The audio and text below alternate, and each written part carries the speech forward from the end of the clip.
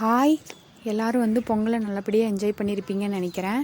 பாறை மீன் குழம்பு ரெசிபி தான் இப்போ பார்க்க போகிறோம். வடைச்சிட்டு வச்சுக்கோங்க. 3 ஸ்பூன் எண்ணெய், கொஞ்சம் சீரகம், வெந்தயம், கடுகு, ஒரு 20 சின்ன வெங்காயம், 10 பல் பூண்டு, ஒரு பச்சை மிளகா, கொஞ்சம் கருவேப்பில், 1 ஸ்பூன் சீரகம், 1 ஸ்பூன் இஞ்சி பூண்டு பேஸ்ட்டு, 2 ஸ்பூன் குழம்பு மிளகாத்தூள் போட்டு நல்லா கிளறி விட்டதுக்கப்புறம் 2 தக்காளியை மிக்சியில் அடித்து வச்சுருக்கேங்க, அதையும் சேர்த்திக்கோங்க. கொஞ்சம் மஞ்சத்தூள் சேர்த்து நல்லா கொஞ்சம் நேரம் கொதிக்க விடுங்க.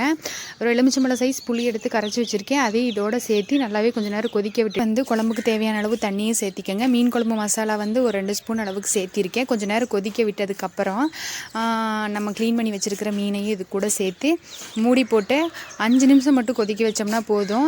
கலக்கி எதுவும் விட வேண்டாம். கடைசியாக வந்து ஒரு 1/2 ஸ்பூன் பெப்பர் சேர்த்திட்டு புதினா கொத்தமல்லி மேலே தூவி விட்டிங்கன்னா ரொம்பவே டேஸ்ட்டான வந்து பாறை மீன் குழம்பு ப்ளஸ் வந்து வறுவல் ரெடி.